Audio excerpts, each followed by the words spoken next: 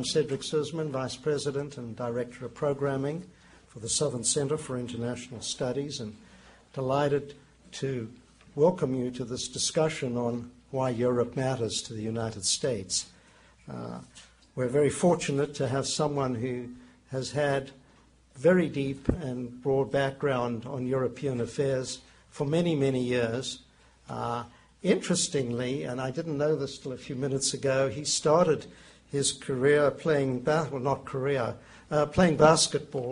in Brussels. So that's, you can add to the resume, which I was not aware of when he was doing his graduate studies in Europe.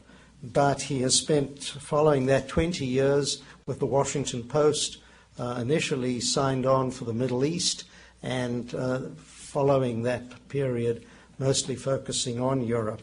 He was bureau chief in Paris, he was bureau chief in Berlin, he was the chief European correspondent, and has been an editor and foreign correspondent, as I say, for over 20 years for that very distinguished paper.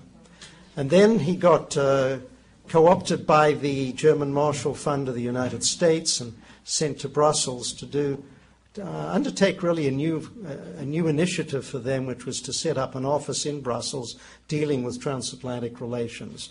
And he headed that office for a while and then came back to head the organization that he is now with.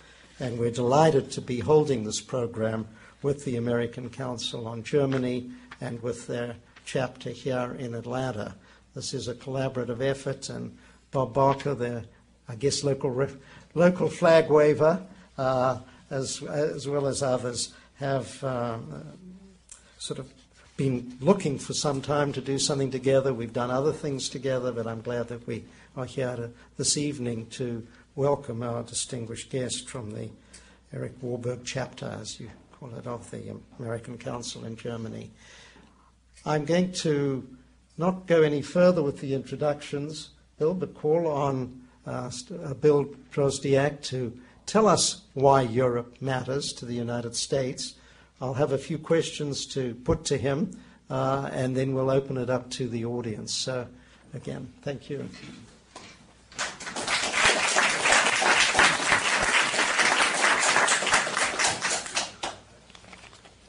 Thank you very much, Cedric, and thank you all for coming, giving me such a warm welcome here in Atlanta. It's a pleasure to come down here. I was last year, 2 years ago, in the capable hands of Bob, getting acclimated after I took this position as president of the American Council on Germany. And we have 18 chapters around the country, and Atlanta is really the centerpiece, particularly as you will see from the presentation, of course, what many of you know, that this is, as the gateway to the South, it really is also a gateway for a lot of European investment coming into this country. I want to tell you a little bit about how the origination of this speech. I gave this last week, in an expanded version, a major speech at the Council on Foreign Relations. And Richard Hawes, the president there, and Liz Sherwood-Randall, who runs their Europe program, decided that the time had come to really do a major project and explain why Europe really matters. And I was invited, along with Stanley Hoffman of Harvard University and Tony Judd of New York University, to give presentations that will be published next year, explaining really in concrete terms why Americans need to pay more attention to cultivating what had been, during the Cold War years, arguably the most successful partnership alliance in history, and why we need that more than ever in the 21st century. I think I'll start with why the reasons for this neglect of Europe occurred, I would say, over the last 7 or 8 years, because I think it really began even before the Bush administration took over. I think the perception settled in after the reunification of Germany in 1990, that among the foreign policy makers in the United States, that finally, after 2 world wars in the past century, And now with the collapse of the Soviet Empire and no more security threats looming on the horizon, that Europe was finally solved as a 20th century security problem. It was a grand success for the United States and for NATO, and I think that a lot of people, including Brent Scowcroft, who was on our board and was the National Security Advisor in the Bush the Elder's administration, was very instrumental in carrying out one of the most skillful acts of diplomacy, I think, in the post-war era. That is the peaceful reunification of Germany and the dissolution of the Soviet Union. And he said, finally the time has come that Europe will be at peace, something it has not really had for 500 years, with no security threats on its horizon, and the likelihood now that the United States could concentrate on problems elsewhere in the world. So as a result, it was almost a good news feeling that the Europeans will let them develop on their own, expanding the family of democracies through NATO and the European Union into Central and Eastern Europe, but that the United States could engage in a period of benign neglect. Well, I think that has been rudely broken, that perception, and particularly because now we realize that we need our fellow democracies more than ever. I think the notion has finally settled into our public that the United States cannot do everything on its own, that whatever arrogance we may have shown early on, saying that we will take care of things, whether in dealing with Afghanistan or Iraq, we now realize that in order to restore our own moral leadership in the world, the place to start is with the 40-odd democracies in Europe, because that would then give us the moral legitimacy of leading from the front of free market democracies which are respected around the world. Second notion was, of course, 9/11. It's a very commonplace idea to saying that changed everything. But in terms of the security perspectives for Europe, it really did. I remember when I was a young correspondent for the Washington Post sent to Germany in early 80s and covering these peace demonstrations against the Pershing cruise missile deployments, being grabbed by young Germans saying, "You Americans don't understand. We wake up every morning fearing that our homeland will be transformed into a nuclear battlefield." And you are protected by two oceans, a huge land mass. Well, as we saw in 9/11, there's no guarantee at all of that anymore, and that if anything, this war against jihadist terrorism, the United States is on the front line, and that Europeans then suddenly said, well, maybe we're not so vulnerable as the United States. Well, that notion has also been put to rest by recent attacks in Madrid, in London, and a growing fear that the second and third generation of Muslim immigrants coming into Europe could actually serve as an incubator for terrorism that could affect not just Europe, but also the United States.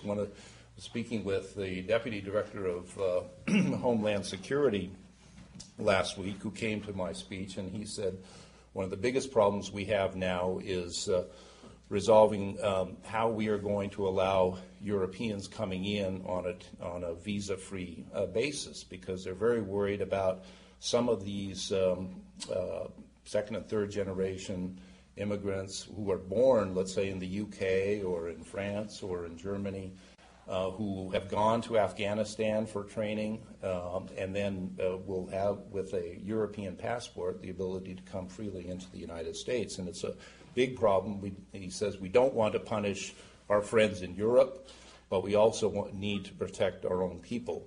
And he says when you have a situation like in the UK, when 400,000 people are free to travel every year back to Pakistan, some of them may end up in camps and becoming infected by a radical jihadist virus and have the capability of entering the United States. So this is a concern that we share with Europe more than ever before.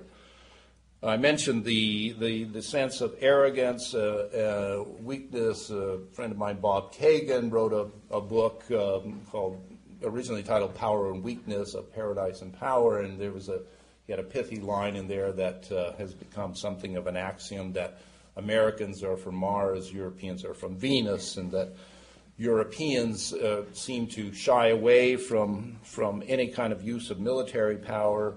Americans are used to martial arts and military force, and that we're willing to use it. Well, I think that has changed again. The projection of power needs to be seen in many different from many different perspectives, not just from military. And I think we're all coming around to that. I think one of the bigger mistakes we made in the United States is not to have accepted European offers of help after 9/11. George Robertson, then Secretary General of NATO, it was the one who came up with the idea of invoking Article 5 of the NATO Treaty, which calls on all NATO allies to come to the support of a fellow ally that has been attacked. I think we made a big mistake in not accepting that offer. And as George said, it told me in a meeting with the president, he says, at some point you Americans need to learn to say yes. And as a close friend of the United States, I think Robertson was right in making that point.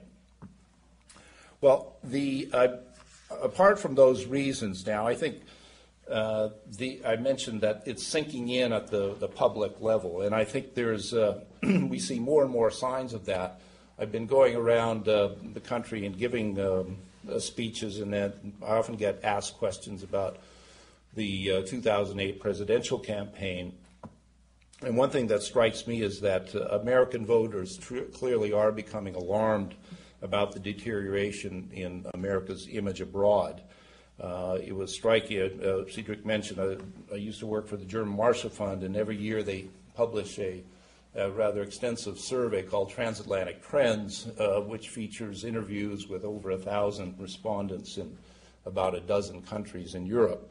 Well, this year's findings showed that only 36% of the Europeans who were interviewed see American leadership in the world these days as desirable. This is down from 64% in 2002.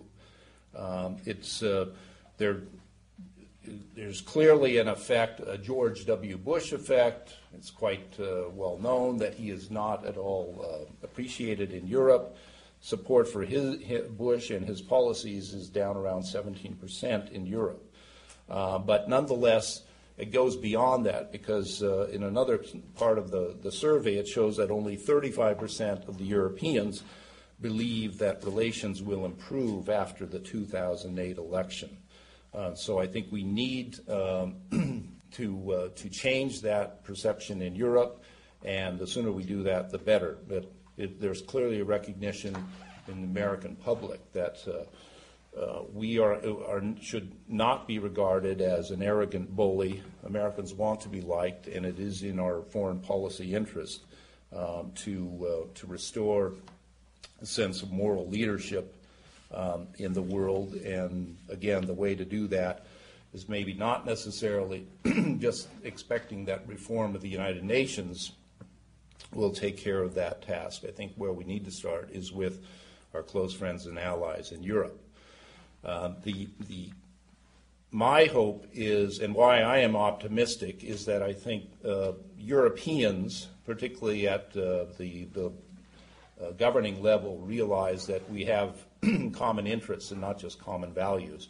There's a new generation of European leaders taking over now with French President Sarkozy, who is distinctly pro-American and wants to change the notion that France and America must be permanent rivals. Gordon Brown, the new British Prime Minister, is a very close friend of the United States, and indeed quite a student of our political system. And in the past, I've met him on Cape Cod in the company of Al Gore and others and found him to be very knowledgeable about our history and our political system, and certainly somebody who was very fond of the United States.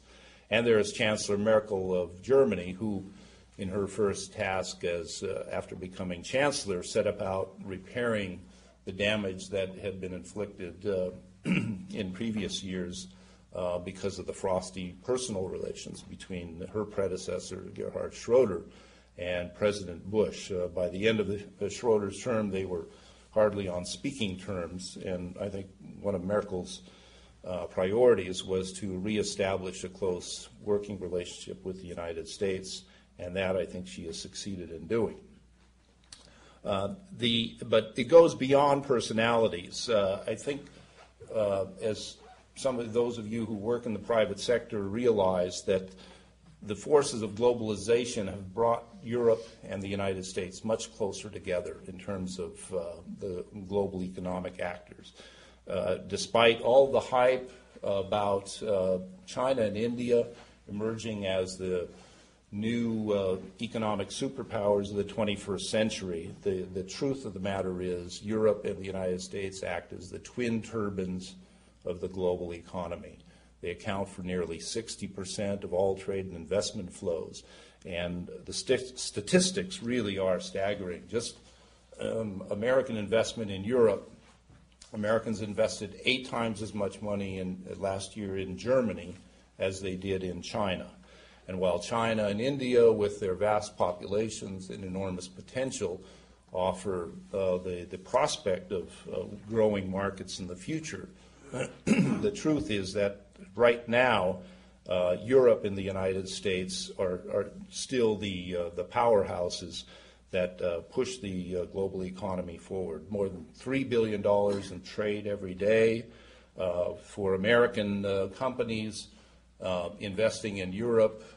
I think the American affiliates there have earned 30 times as much profit as they have in China. And there are millions of jobs that have been created in the United States from European investment. Europe alone accounts for 75% of all foreign investment coming into the United States. And for American firms going into Europe, they realize that among the 27 European Union countries, there are 490 million people who comprise a domestic market that is the most lucrative and prosperous in the world.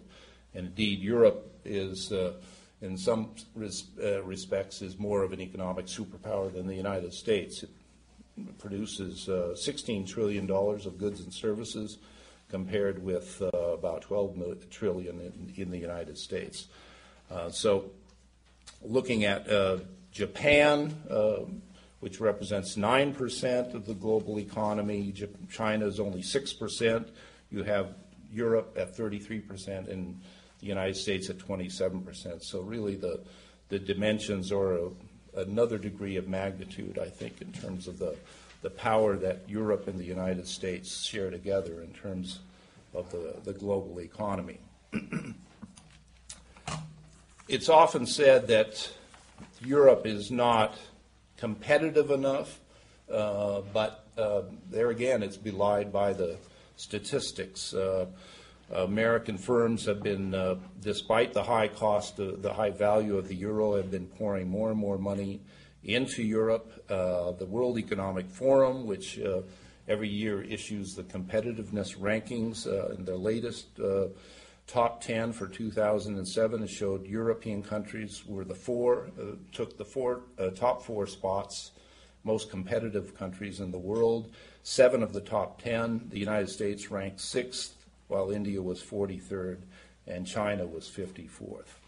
I think there are a lot of misperceptions, and I think this is one of the in European American relations. I think this is one of the most profound. Another one is about Europe's social welfare state. We already see it starting to affect our own debate here in the United States. What I'm struck by, and again in the campaign discussions, is how universal health care has now become an issue affecting business decisions. We recently held a conference with a number of automobile companies, Volkswagen, BMW, Daimler, Chrysler, along with American firms in San Diego. And the American firm said, we now spend $2,000 per automobile on healthcare costs. And this is an enormous disadvantage for American producers. Whereas in Japan and in Europe, healthcare is, the burdens of healthcare costs are borne by the government. This is an enormous boon to their industries. And so I think what is a new feature in the debate here in the United States, something we didn't see 12 years ago when the healthcare package of the Clinton administration failed, is that this time it's being led and driven by business, because they realize in order to stay competitive, there needs to be some kind of a resolution that gets these costs off the back of business. Well, I think that I look forward to a full discussion. I want to hear your comments and questions, and for the rest of the hour that we have to discuss. But I just want to make the point that despite all these predictions of the demise of the Atlantic Alliance, I think I'm optimistic that this could actually be a resurgent and highly successful era for an expanded Atlantic community, when you consider that there are now more than 1 billion people in free market democracies of Europe and the United States. The forces of globalization are on our side, and that those countries that will benefit from globalization are likely to be those that follow the European-American model. So with that, I look forward to your comments and questions. Oh, thank you. That's...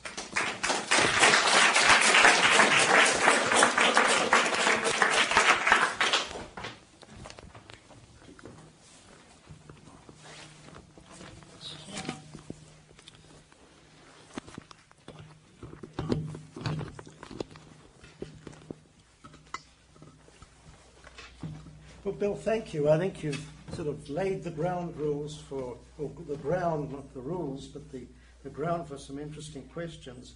I would like to start by asking you to talk about a couple of areas where the United States and Europe may have different perspectives in our foreign policy problems we face. And the first one is clearly with Russia and how to deal with President Putin and where we go from there. And in dealing with that, perhaps mention the obvious difficulty we're having over the siting of missile defense sites in Europe, and the Russian approach versus our own, and how the Europeans see that. Then, of course, we can go to other easier issues like Iran, and move on from there. Sure. Well, Russia is, of course, a rapidly changing situation. It's Russia today is in a very highly nationalistic, feverish state. I think they are moving toward a crucial turning point in March when President Putin has promised to step down, but he will still probably retain power. I think the likelihood is there will be a change pushed through the Duma to alter the Constitution and invest the power more in the Prime Minister's role, and that is the position that he will then assume and elevate, change the presidential job to one of more of a ceremonial status. But why is Putin pushing? Why is there a more authoritarian tendency there? I think what is striking is that his behavior has been very popular in Russia. More than 70% of the Russian people support the way in which he's been leading the government. There's been I think, a disaffection in Russia with the chaotic nature of democracy as it was experienced during the Yeltsin years, and I think they appreciate the fact that they benefited from soaring energy prices through oil and gas supplies. I think we have to be patient with Russia. I think change will come. It'll be much more gradual. We need to understand that there's a great degree of insecurity about Russia, because the cohort around Putin which largely derives from his days as a KGB agent, is one that is driven by a sense of shame and humiliation with the collapse of the Soviet Empire, and that what has been driving them is the determination to restore Russia to superpower status. I think Chancellor Merkel understands this very well. She has the benefit of, first of all, having grown up in a communist society, so she has no illusions about Putin and about Russia and its insecurity, which leads to an expansionist approach towards some of its neighbors. And she also speaks flawless Russian, so she can speak to Putin directly. And she has told me in private conversations that she understands Putin, the psychological motivations behind it. She does not see him as a threat to Europe, but he is definitely somebody who's driven by a desire to restore Russia to superpower status. And I think we should not do anything rash that would damage relations further, but we also need to be firm, stand up to them, and understand why they're behaving this way. Let's take, for example, Kosovo, because, and we can discuss Iran as well, because Putin is visiting Iran today and has also vowed to defend Iran, if necessary, from any attacks in the future, at least the Caspian Sea region. But I think a more worrisome hotspot right now is Kosovo. On December 10th, the deadline will pass for a resolution between the Serbs and the Kosovars about independence for Kosovo. It doesn't look like they will reach an agreement. The United States, Germany, and other European powers have promised to recognize a unilateral declaration of independence by Kosovo, and the Russians have said if that happens, they will immediately recognize the breakaway states of South Ossetia and Abkhazia in Georgia, and that could, I fear, trigger war in the Caucasus, which could really be a complication, because Georgia is a democracy. President Saakashvili is very close to Washington, and we could, without being aware of it, find ourselves drawn into a military conflict there. So I think we really need to be patient and show very skillful diplomacy in managing these relations with Russia. The question really is, though, is there a difference in perception of these problems that you've articulated, I think, so well, between the European leaders and the United States leadership? Well, I think certainly Europe is more dependent than the United States on Russia's oil and gas. I think that's, I think the figure is something in the case of Germany, about 60% of its oil and gas comes from Russia.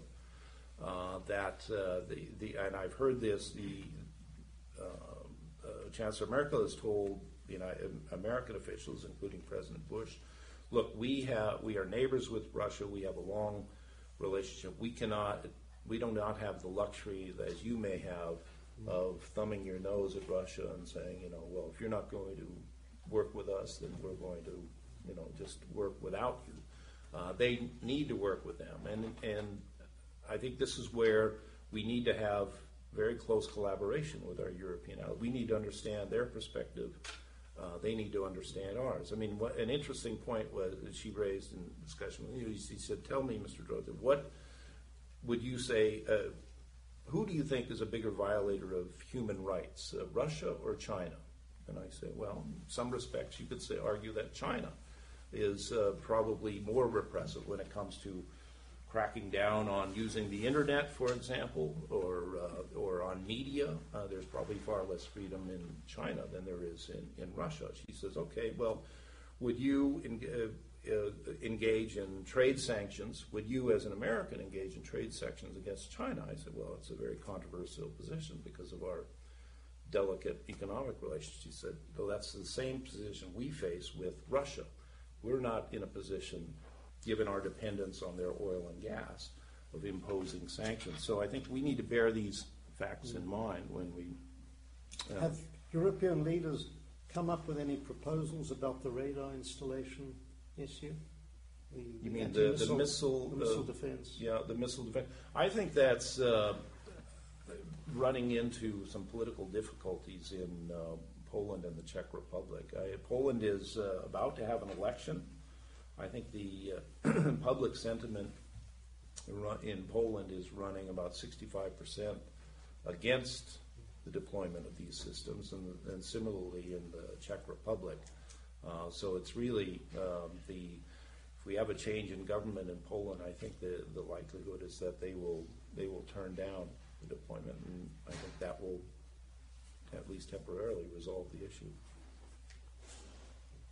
And turning to Iran, sort of very briefly, clearly the United States administration is trying to up the ante and go for greater sanctions in the United Nations, and that's not the case, as I understand it, in Europe, except President Sarkozy has indicated some move in that direction. As has, and Chancellor Merkel as well, which I think has shown some real courage. I was looking at the figures the other day. Germany had, in 2006, almost $6 billion worth of business deals with Iran, which is more than any other European country. And certainly, of course, much more than the United States. I think we have a little trade in pistachios and carpets, but that's about it. So obviously sanctions for us is not going to affect American business, but it will affect German business. But she has said that Germany is in favor of tougher sanctions. We need to prevent Iran from pursuing nuclear weapons. I think Russia is more problematic.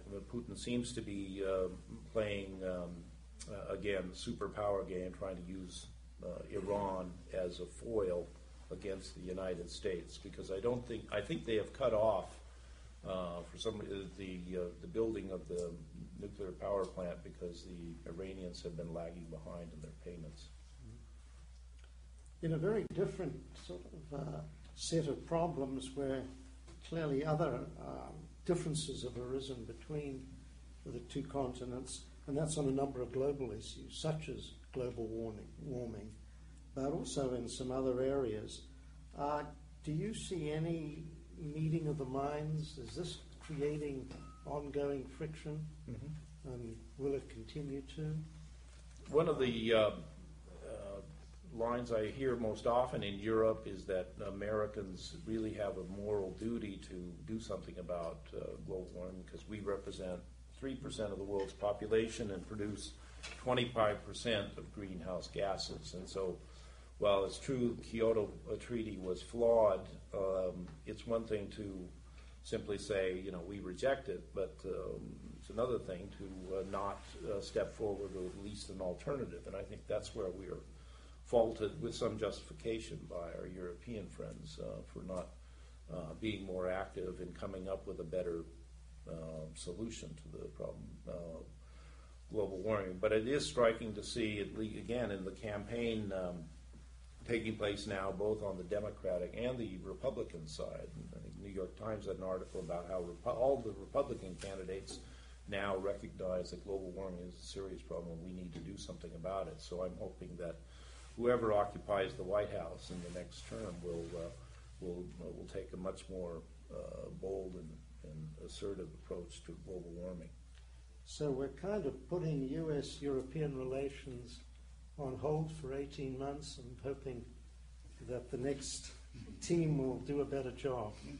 Well, I hope not, but that may be one of the casualties of these long and even semi-permanent campaigns for the presidency. We just can't afford to check out of the world for 2 years ahead of these presidential. Yeah, I mean, in many ways, Georgia is not checking out. Our governor is going on a trade and investment mission very shortly, within weeks, and our mayor will be in Brussels very shortly, hopefully to rejuvenate a sister city relationship we have with Brussels that has lain dormant for some years. Mm-hmm. So at least right here in Atlanta and Georgia, the two leading officials are making their overtures, and we know which side our bread is buttered, and that's in European investment and trade. Right. Very definitely. Well, whoever is the next president, I think they are going to need to really operate at a high degree of efficiency from the first day. In fact, the calendar is already filling up. I was in Brussels recently, and NATO is already at work on in I think April of 2009 will be the 60th anniversary of the NATO alliance, and they're planning a big summit that is supposed to agree on a new strategic concept for the alliance that will guide the alliance through the 21st century. So the United States obviously needs to be part of that if it's going to lead this alliance. The last point, then let's open it up. The European Union. I was struck by the fact you really talked about Europe but didn't mention the word European Union in your opening remarks. Now, clearly that's an important part of what's pulling Europe together and also dividing it in some senses with the Constitution.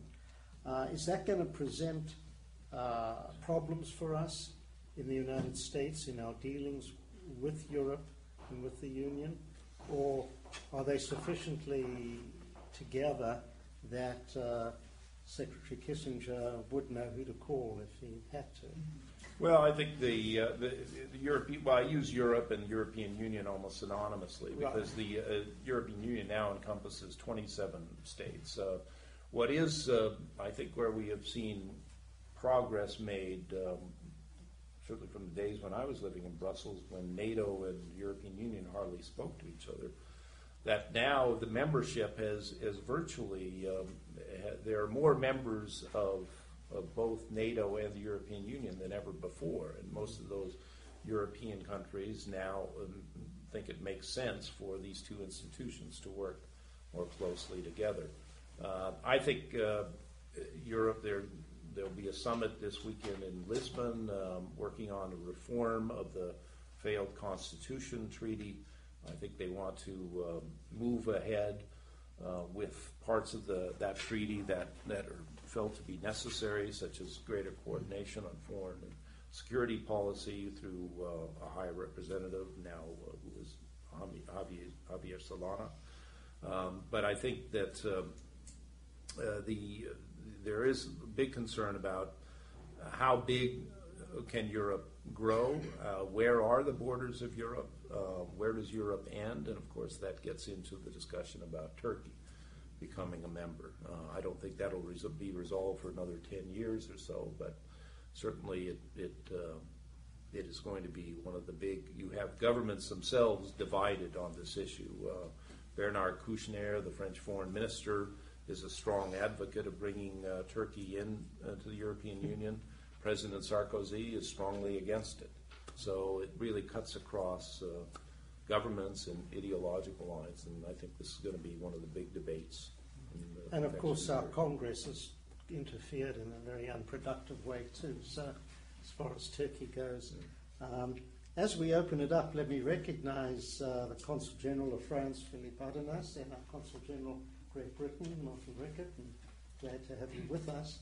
That's not an invitation to join the discussion immediately, but we certainly would welcome both your comments and questions. But let me open it up, and I'm going to stand and see.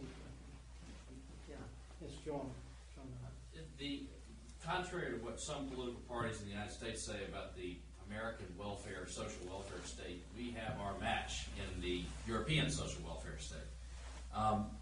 And to that end, The Economist had a few months ago an articles about how much of a burden that is becoming. That the budget deficits in Europe are vastly greater than as a percentage of GDP than in the United States. My question is, how much of a burden is that? Talk about the $2,000 here that businesses are burdened by, but where's those dollar figures or pounds or euros in Europe governmentally borne? Because they're far heavier there than they seem to be here in the United States. Mm-hmm. I'm going to just paraphrase the questions for the record, and the question really related to the cost of the social safety net in Europe, in the countries of Europe compared to the United States, and how that is shaping up with the economies of Europe. Right. Well, there's no doubt this is one of the most sensitive political issues facing governments across Europe. Germany, France, I think tomorrow is going to have a big strike over some of the reforms that Sarkozy is proposing. Germany is now facing, after successfully pushing through under Chancellor Schroeder a series of far-reaching reforms, is now backtracking off of these because it's partly driven by demographics with the aging of the population. At one point, Germany extended the retirement age to 67 and had shortened the period when you could collect unemployment benefits, trying to reduce the burden of these costs to the government because taxpayers were rebelling in it. How long can you afford to pay somebody who has, let's say, a PhD in archaeology because they can't find a job teaching archaeology and they don't want to go out and drive a taxi? This is a burden that is driving a lot of the best and brightest away to live and work in the United States, where a lot of young people say, the burdens are far fewer and they can achieve their ambitions more than they can back in Europe. I think they really have to press ahead with these reforms, as difficult as it would be.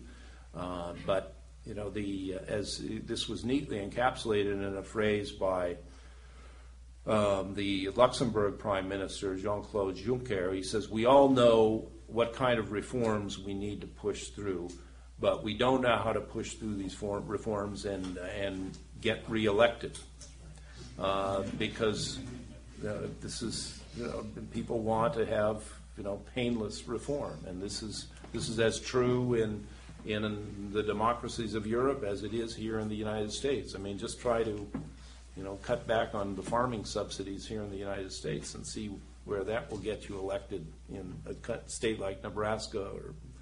And yet a country like Sweden has dealt with that issue quite successfully, as I understand it. I mean, there's been definite readjustment of their government's deficits and the way that they've managed their social security costs has worked. Mm-hmm.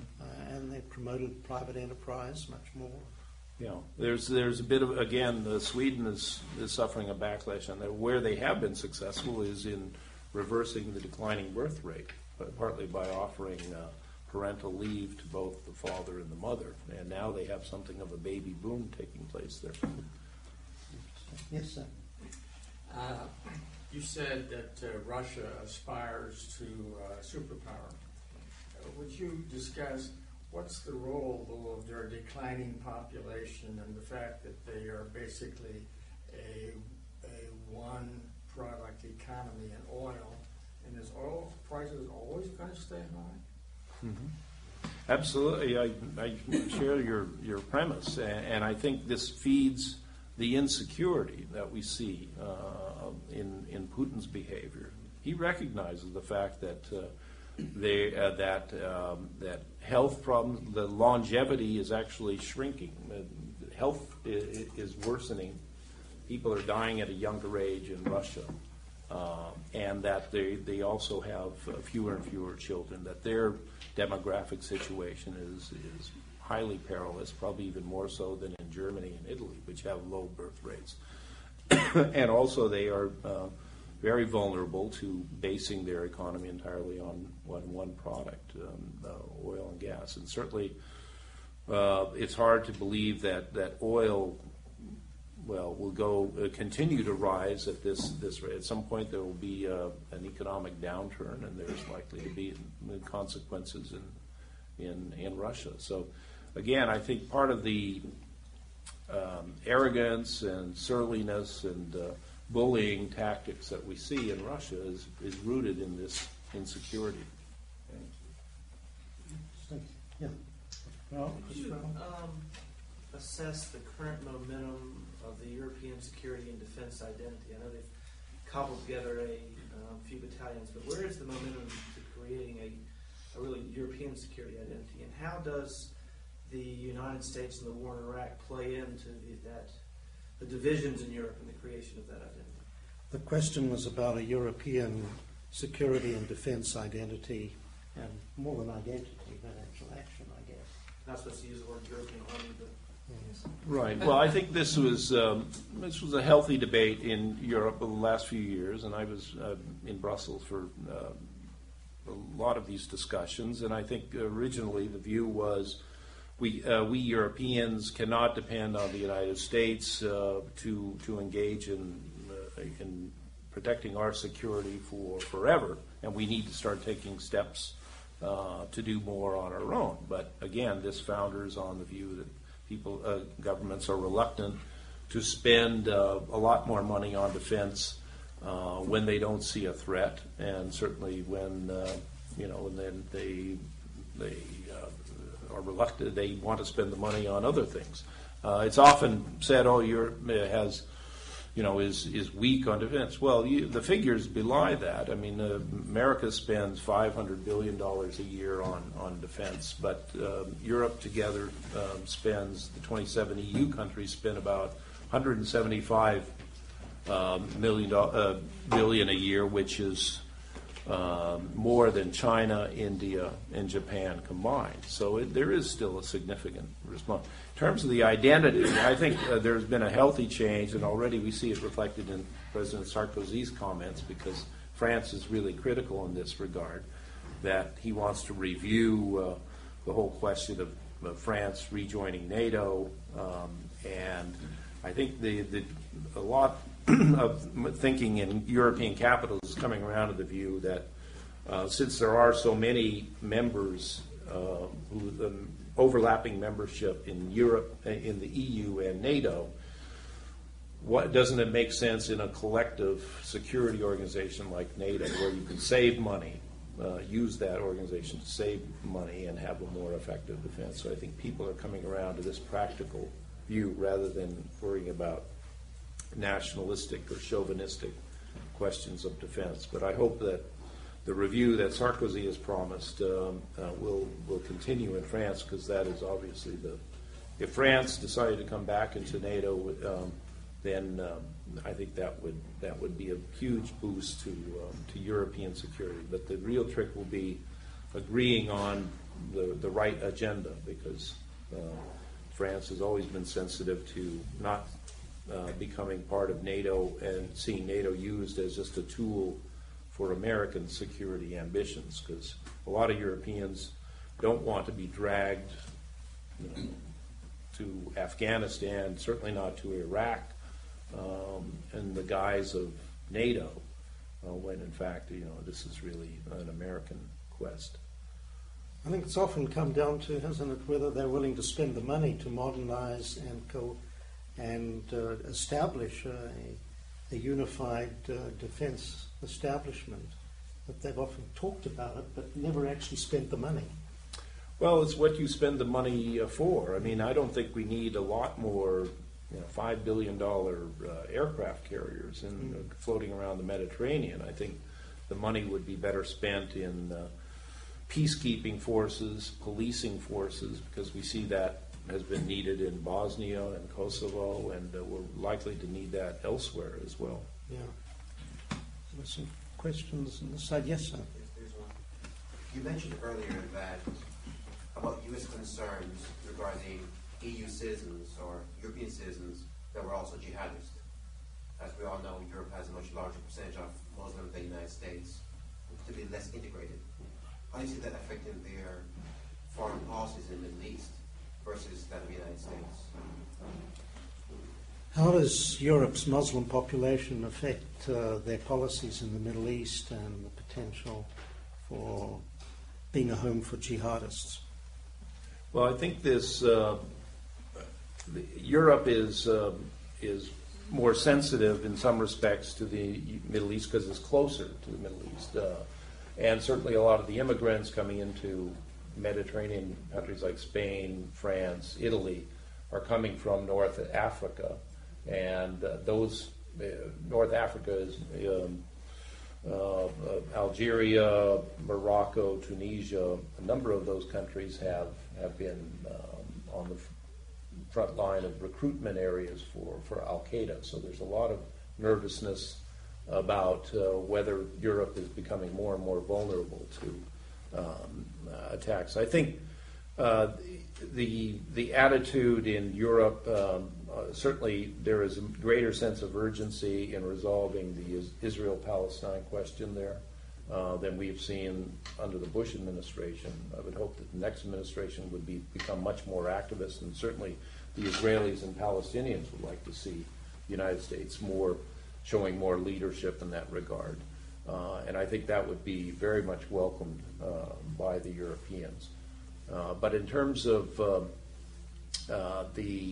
what the Europeans themselves should do, I think that they need to work much more on integrating these second and third generation immigrants. When I was in France about 10 years ago, as a correspondent of the Post, I did an interview with the head of the École Nationale d'Administration, which is an elite training ground for senior civil servants in France, and I asked him how many students of Muslim origin do you have here? And he said, not one. I said, well, when was the last one?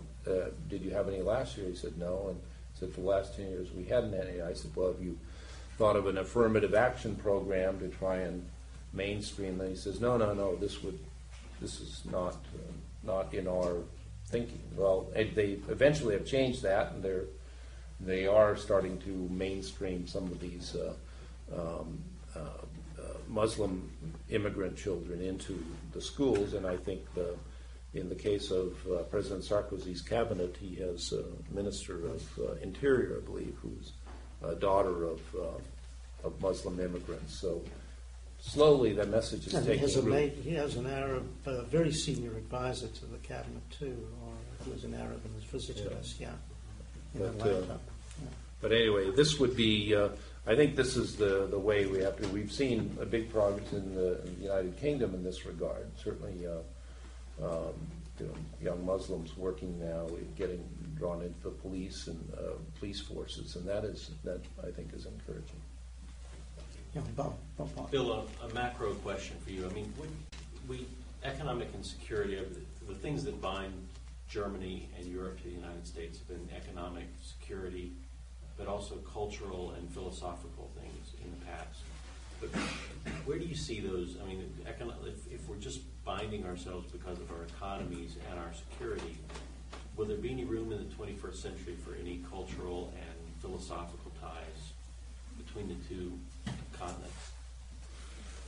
Well, I think it goes back to the origin. I think Europe and the United States find common values going back to the Enlightenment, really. And I think this is this sense of free market democracies being the best model to organize society as a way of diffusing tensions, a way of alternating power, of bringing dissidents or opposition people into government, and then those who have been in government going into opposition. This kind of alternation of power, I think, is essential to the proper functioning of democracy. Because I used to cover the Middle East, and I was based in Cairo, and I was there for Sadat's assassination, and Mubarak took over. Well, Mubarak is still there, and now they're talking about passing power on to his son.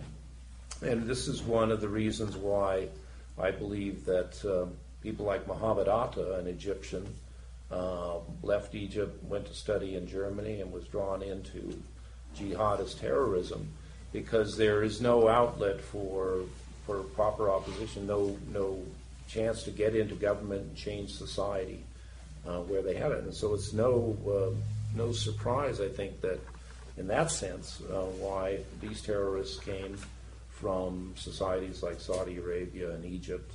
And I think this is the biggest challenge facing that part of the world, how you can draw these alienated young people, because they form a huge proportion of the population. 70% of the societies in North Africa are under the age of 30.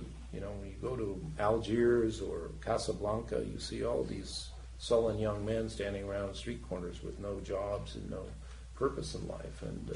Either you give them something to live for, or they gravitate to something to die for, and that's dangerous for everybody. I think, without wanting to, I think all the points you've mentioned are valid and true, but unfortunately I have this feeling that experience in Europe and in the United States has led our peoples in different directions on so many issues, whether it is on the question of a social safety net, of the death penalty, of the use of power, the whole role of government, that there are just actually diverging rather than converging. Maybe on democracy and on those aspects there is a bedrock of understanding, but whether we can come together again on some of these social issues, the environment and so on, I'm a little skeptical about that at this time. I take your point, but I see already in the debate on universal health care in the campaign this year that Americans are more and more realizing that this is part of a proper and fair society and a functioning democracy. And I think you're going to hear more and more about that. So Americans will become more like Europeans rather than the other way around.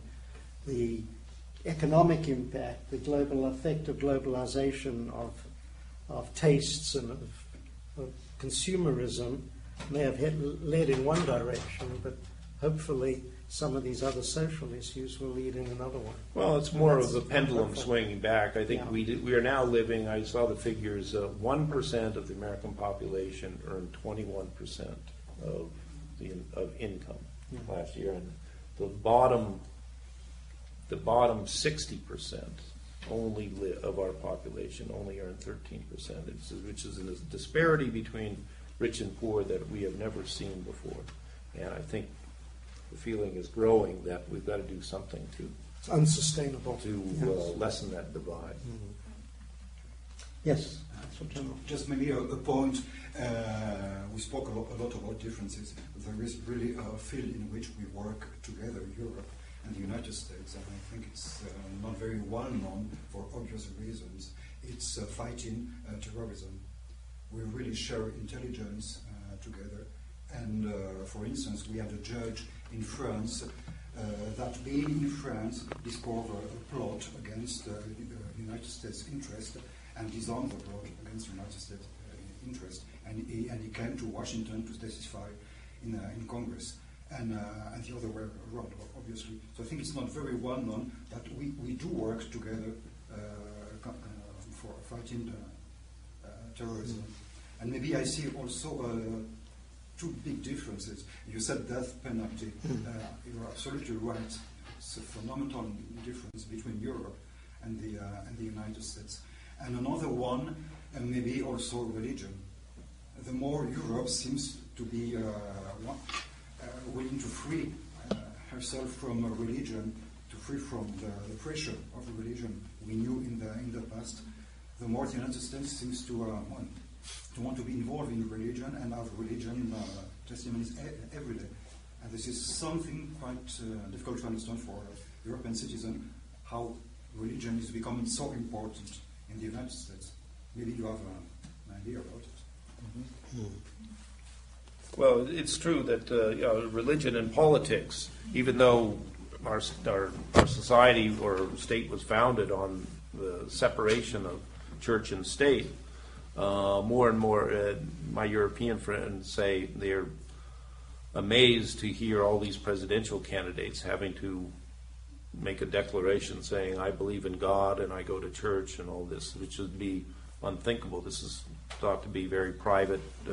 You wouldn't hear a European politician saying that. But on the death penalty, I'll mention that the German Marshall Fund survey had some interesting figures. There are actually in quite a number of European countries which have all banned the death penalty. There are actual majorities in favor of it, and you can see the majorities go particularly when there's some heinous crime like a child being slain in a brutal manner, that the cry for death penalty goes up, and it's particularly strong among countries like not Germany, but Belgium and United Kingdom. That there's a contradiction there.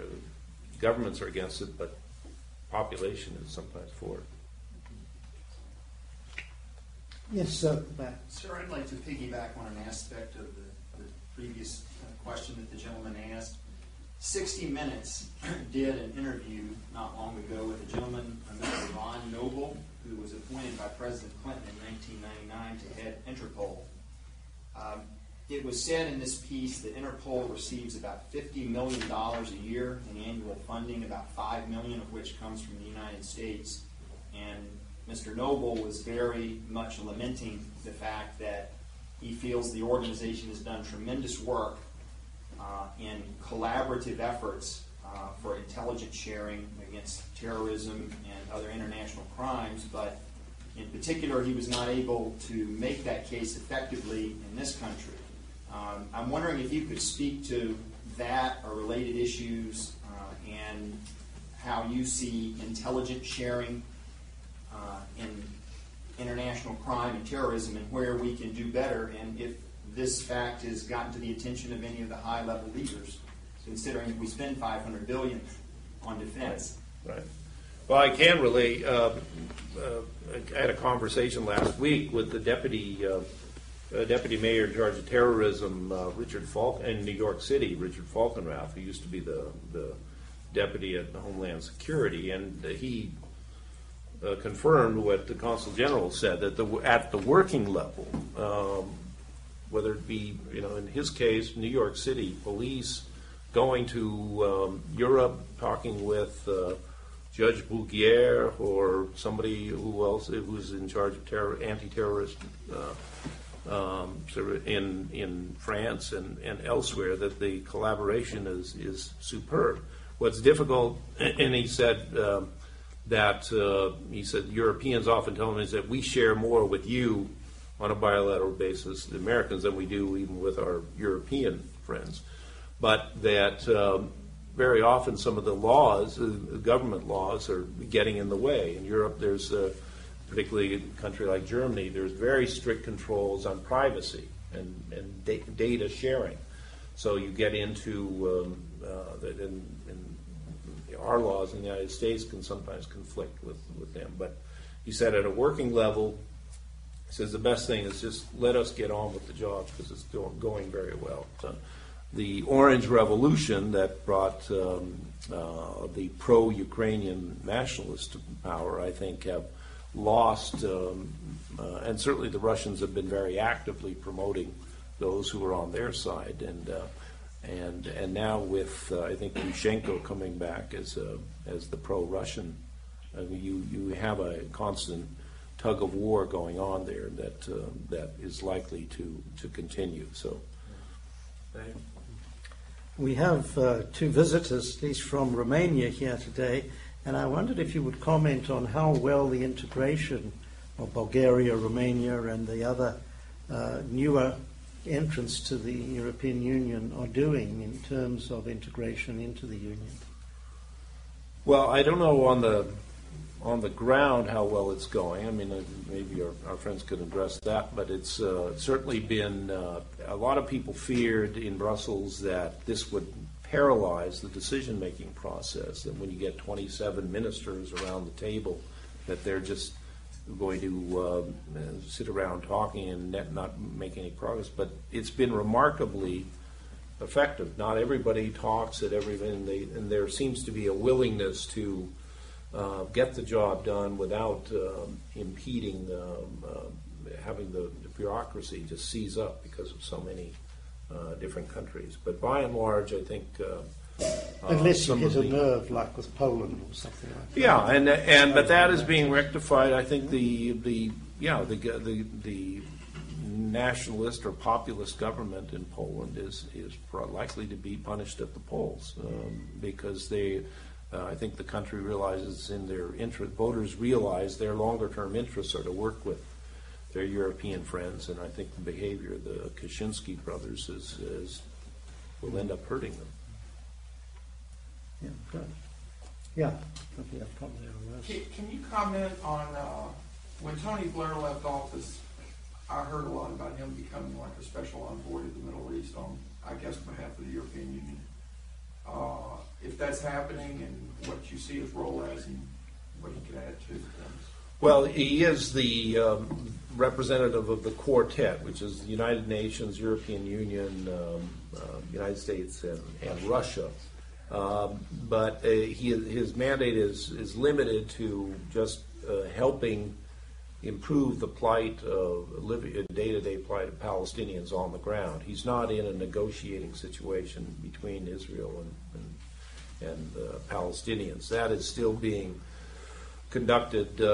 Well, there is a UN representative, but Condi Rice has been in the region. She is the Americans are now planning to convene a meeting between the Israelis and Palestinians, probably in Annapolis, Maryland, I'm told, November 26th. And then they will be joined by Blair as the Quartet representative, an EU representative, probably the Russian foreign minister, and maybe Javier Solana of the EU. So right now, Rice seems to be taking the lead, but it's there's been a confusion and disarray in terms of who is going to act as the broker here, and I frankly don't see much progress coming. Mainly because the Israeli government is extremely weak. I think Olmert's approval rating is about 3 or 4%, so he's not in any position to take risks for peace. And of course, the Palestinian leadership is hopelessly divided, with Hamas running Gaza and Abbas in the West Bank. So, unfortunately, the principal parties are in no position to make compromises. Yes. I was quite struck by the figure you quoted from I think it was German Marshall Fund findings that something like 30% of people questioned didn't see their view of U.S. leadership of the world improving post. As desirable. Yeah, that American leadership is not desirable. And as far as I'm aware of what I've seen of the U.S. Presidential election campaign so far, apart from Iraq and Iran, foreign policy doesn't sort of feature very highly in the debates. Do you think, it's a personal question, but is your own assessment that whoever wins, which person wins that election, will make a difference to how Europeans view the U.S. leadership? Yeah. Well, just my own. Under Hillary Clinton or Barack or whoever. I think just my own travels over the past few months in Europe and the Middle East, I think the candidate who generates the most excitement is Barack Obama, and certainly in Europe, there seems to be an enthusiasm about him reminiscent of John F. Kennedy, who was by far the most popular American president in Europe, and also just that it's. He's so unusual. He really is a child of the globalization era, with a father who came from Kenya and a mother from Kansas, and he couches a lot of his answers in that. I heard him say, somebody asked why you, unlike Hillary Clinton and John Edwards, were against the Iraq War from the start. And he says, well, that's because I spent part of my youth in Indonesia, and I was sensitized at an early age to how others think about us, and I realized that we were not going to be hailed with flowers as liberators, as some of the neocons would say, in touting the invasion. And he said it was likely to be a much more hostile reception, and he turned out to be right. But I think it's more. Certainly in the Middle East and in Africa, of course, his candidacy is highly regarded. But we'll have to see who. John McCain is very well respected in a lot of European capitals. I think Giuliani less so, because he's adopted some rather extreme positions, and the foreign policy advisors he has are pretty radical. Like Norman Podhoretz, who's written a book called World War IV. He seems to be ready to, take us there right now. But the news today that Barack Obama and Dick Cheney, distant relations, will have any I don't know. Was that on the Stephen Colbert report or something? It's on the BBC, so it must be true. Oh. Well, I'm sure that comes as a surprise to Cheney. Yes. He's had a few surprises. Well, I think on that note, ladies and gentlemen, we'll conclude our briefing and discussion. And I want to thank you, Bill, very much for a very broad-ranging and informative, interesting, stimulating discussion. Thank you very much.